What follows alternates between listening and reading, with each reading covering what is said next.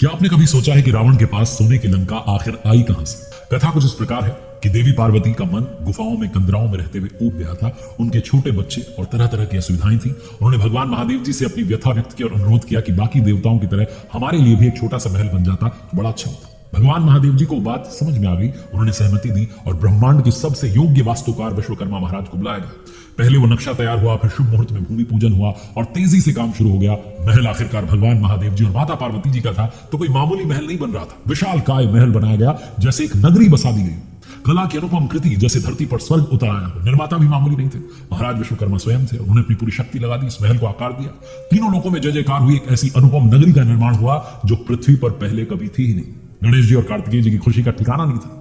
मां पार्वती बड़ी प्रसन्न थी। बस एक ही चिंता थी कि इस अपूर्व महल में गृह प्रवेश की पूजा का कार्य किसे सौंपा जाए।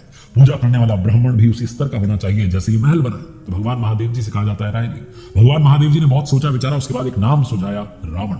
समस्त विश्व में ज्ञान, बुद्धि, विवेक और अध्ययन से जिसने तहलका मचा रखा था, जो तीनों लोगों में आने जाने की शक्ति रखता था, जिसने निरंतर तपस्या से देवताओं को प्रसन्न किया, जिसकी कीर्ति 10 दिशाओं में फैली हुई थी, ऐसे रावण को गृह प्रवेश की पूजा के लिए श्रीलंका से कैलाश पर्वत पर बने महल में आमंत्रित किया गया। रावण ने आना सहर्ष स्वीकार लिया और सही समय पर पहुंच गया। शुभंकर वस्तुओं के साथ गृह प्रवेश के हवन के लिए उपस्थित हुआ। आना भी था क्योंकि महादेव जी का आदेश था।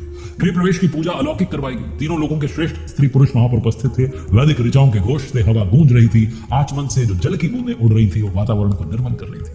पवित्र होम अग्नि से लपटें उठ रही थी जो कलुषता को भस्म कर रही थी। इस अद्वितीय अनुष्ठान के संपन्न होने के बाद जब आतिथ्य सत्कार हुआ, अतिथियों को भोजन करवाया गया, तो माता पार्वती ने रावण से कहा कि दक्षिणा मांग लीजिए।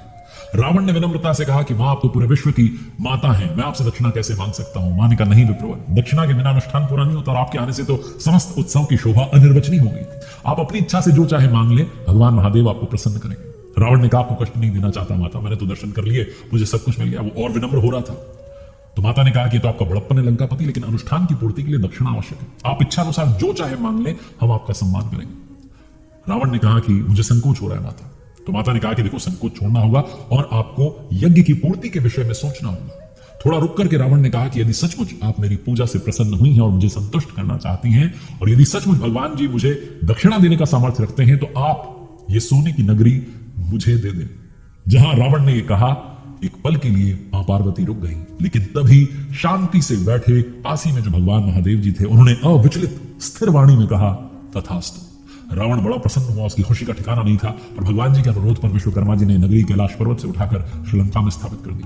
तब से ही रावण की लंका सोने की कहलाने लगी। हालांकि वो दैवी गुणों से नीचे गिरता हुआ सांसारिक लिप्सा में डूब गया, आसुरी संपद में डूब गया।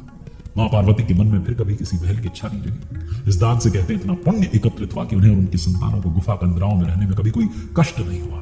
ये कथा हमें सिखाती है कि इंसान को दैवी संपद को ही जो है रख करके चलना चाहिए। कभी भी बुरे विचार मस्तिष्क में नहीं आने चाहिए। रावण लालची हो चुका था, लोभ आ चुका था, और बस जो उसने ये लालच वाली हरकत की, वहीं से उसका पतन शुरू हो गया।